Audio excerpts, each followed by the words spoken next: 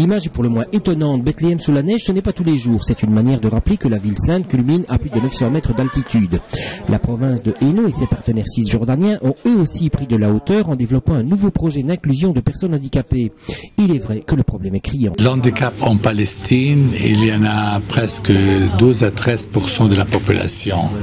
Mais les handicaps, ça varie.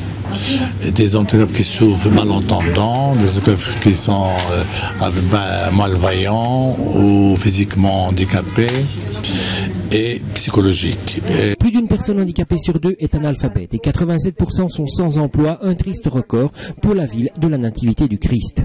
C'est pourquoi la province de Hainaut, son partenaire traditionnel, la Bethlehem Arab Society for Rehabilitation, la BASR, et la plus importante télévision indépendante palestinienne, Mahan, se sont associés pour lancer un projet pour et par les personnes handicapées. La province est engagée dans un projet de promotion et de médiatisation du droit des personnes handicapées dans le gouvernorat de Bethléem, à travers la formation, comme il y a ici, la formation justement de personnes handicapées au métier de journaliste et une personne handicapée au métier de producteur. Aujourd'hui, c'est le premier jour d'une formation de 4 jours qui est menée par les journalistes de Mahan pour une vingtaine d'inspirants journalistes qui sont des personnes handicapées. C'est ça qu'on veut, que chaque jour il y a quelque chose de l'handicap, qu'on parle de ces problèmes, qu'eux-mêmes parlent, qu'eux-mêmes vont à la télévision et parlent de leurs problèmes. C'est le plus important. Les valeurs et missions principales de Mahan sont de faire la promotion et d'informer sur les droits de l'homme, mais aussi de défendre l'indépendance, la bonne gouvernance et la démocratie. On est plus dans un échange d'expériences et de bonnes pratiques,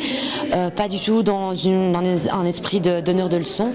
On est ici pour aussi comprendre finalement comment eux travaillent, comment eux fonctionnent et voir en fait ce qu'on peut en tirer avec nos expériences à nous. L'objectif est double, à la fois de conscientisation mais aussi d'emploi. Il faut travailler au niveau du grand public dans un esprit de sensibilisation, conscientisation et surtout de bien expliquer au gouvernorat et au gouvernement en général, donc les autorités locales et gouvernementales, leurs responsabilités envers la population quelle qu'elle soit.